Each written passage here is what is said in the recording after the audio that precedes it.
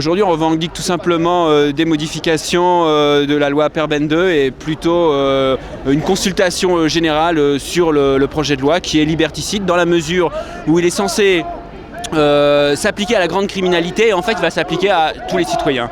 Les principales lois, telles qu'elles vont être votées là. Bon, l'augmentation de la durée de garde à vue à 96 heures, même pour les mineurs, des micros et des caméras chez les gens, l'infiltration des policiers au sein des bandes organisées, des reconnaissances de culpabilité simplement sur la déclaration de policiers, le plaidé coupable,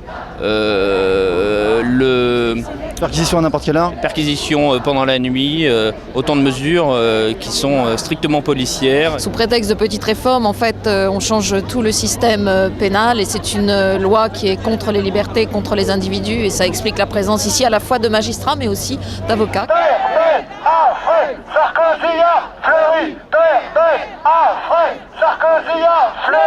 Vous pensez qu'il y a un danger réel pour la justice avec ces lois? Danger réel, peut-être pas, mais si on commence à grignoter des libertés petit à petit, on risque d'arriver un jour à un terrible danger. Il faut que les gens arrivent à réfléchir et qu'on arrive à les faire prendre conscience de la disparition finalement de nos libertés.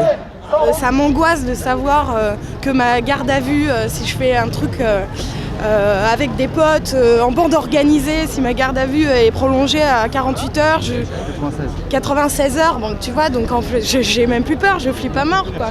Et ça, c'est ce que moi je peux comprendre.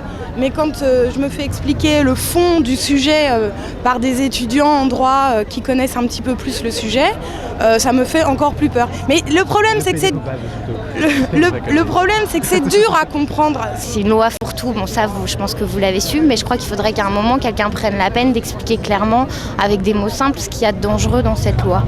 Eh oui, Sarkozy, bande organisée, en garde à vue.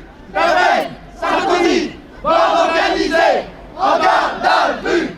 La bande organisée, c'est quand il y a deux personnes incluses qui préparent ou qui commettent une infraction conjointement. Deux personnes, c'est une bande. Deux personnes, c'est une bande organisée. On est une bande organisée, oui, je sais, mais dès qu'on est plus de 3, vous, ça va, vous êtes que 2 à vous balader. Non, je crois que à partir de 2, c'est bon. À partir de 2, c'est bon. Ouais. Oui, non, je sais. Nos enfants discuteront avec un copain dans le hall d'un immeuble, ils risquent d'être arrêtés, les filles en mini-jupe, etc.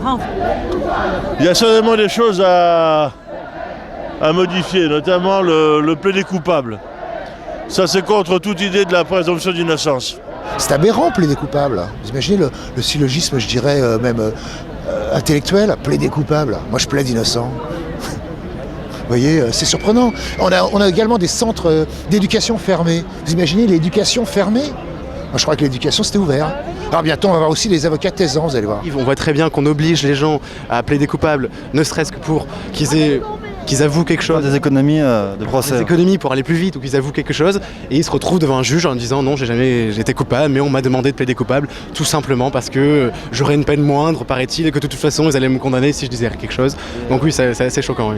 Si vous ajoutez 96 heures de garde à vue, la notion de bande organisée qui est complètement approximative, demain la terre entière peut être mise en garde à vue pendant 96 heures et confesser n'importe quelle absurdité.